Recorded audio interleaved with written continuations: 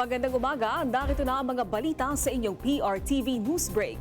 Idineklara ni Pangulong Ferdinand R. Marcos Jr. Martes ng gabi ang State of National Energy Emergency dahil sa lumalalang sitwasyon sa langis sa bansa. Kasabay nito ay pinag-utos si Pangulong Marcos Jr. ang pag-adopt ng Unified Package for Livelihoods, Industry, Food and Transport o UPLIFT para sa mga apektadong sektor. Sa ilalim ng Executive Order No. 110, paiirali na ang whole of government response para matiyak ang stability ng supply ng kuryente. Suportahan ang key sectors katulad ng transportation, agrikultura at MSMEs. Kasabay ito ng proteksyon sa lahat ng mga Pinoy sa global oil supply disruptions. Isa ang sektor ng pampublikong transportasyon sa matinding tinamaan ng pagtaas ng presyo ng produktong petrolyo. Kaya naman, labis ang pasasalamat ng mga tsuper na tumanggap ng cash aid mula sa pamahalaan. Sa detalye, alamin natin mula kay JM Pineda. JM? Yes, Naomi, higit 4,000 mga tsuper nga ng jeep ang dumagsa dito sa Quezon Memorial Circle dito sa Quezon City sa pag-arangkada nga ng pamimigay ng cash assistance mula sa DSWD. Ang iba nga, alas 5 pa lang ng umaga ay pumila na sa payout center na ito para maaga daw matapos at makapagpakarga agad ng diesel. Hindi rin muna bumiyahe ngayong araw ang ilang mga tsuper para mapaglaanan nila ng oras ang pagpila. Nakausap natin ang isang tsuper na si Gregorio na matagal na nga nagmamaneho ng jeep at ikinabubuhay ito. Kwento niya, hahatiin niya daw ang 5,000 pisong nakuha. Ang 2,000 daw dito ay papakarga niya sa kanyang jeep habang ang matitira ay ibibigay sa kanyang misis para i-budget.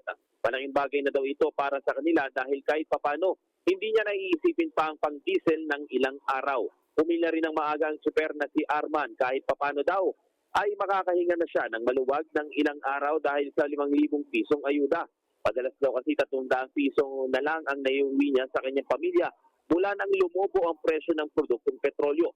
Salit nga daw ng kita niya ngayon, napilitan siyang pahintuin ang kanyang 3 anak sa pag-aaral. Sa ngayon, Naomi, tuloy-tuloy ang dating nga ng iba pa mga tsuper dito sa Quezon City at nakatakda nga rin pumunta si DSWD Secretary Rex Gatchalian dito para tignan ang sitwasyon.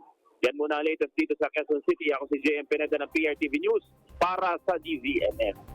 JM, maitanong ko lang, JM, nandiyan ka pa ba sa linya? Yes, yes.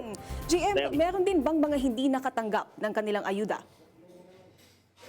Yes, Naomi, kanina tinignan natin yung health desk ng DSWD at LTFRB. Mayroon ding ilang mga hindi nakatanggap at tinanong nga natin paano yung proseso. Same process daw para doon sa mga hindi nakatanggap na tricycle driver at TNPS ng mga nakarang araw. Ang gagawin, ililista yung kanilang pangalan at muling i-verify yung kanilang proseso at yung kanilang pangalan. Para doon sa susunod, tatawagan sila at posible nga daw yan after ng Holy Week ay tatawagan sila para doon sa special payout. Yun nga rin yung sinabi ng DSWD na walang maiiwan dito sa pamimigay ng ayuda para sa mga apektadong tsuper at transportation sector.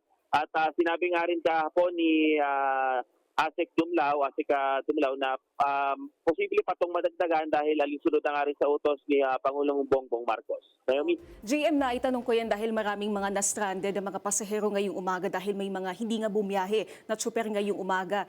May paraan ba para mas maaga nilang maabisuhan yung mga tsuper para hindi naman masaya yung kanilang pagpunta kung makakatanggap sila o hindi?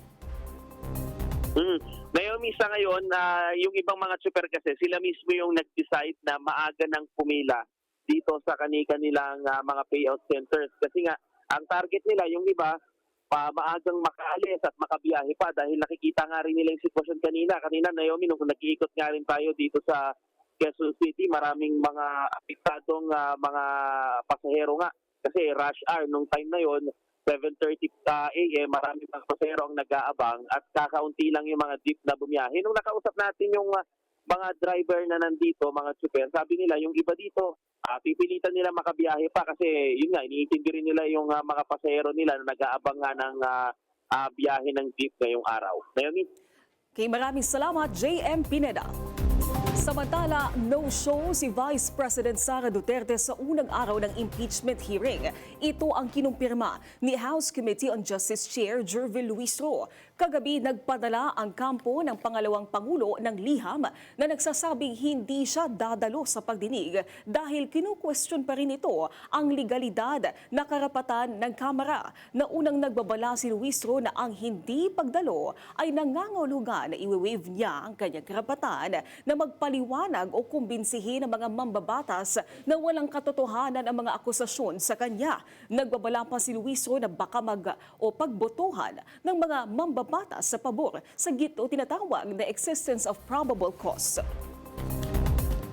At yan, mga balitang nakalap ng inyong PRTV Newsbreak. Live kami sa free-to-air Beam Channel 31, Signal Channel 31 at sa YouTube.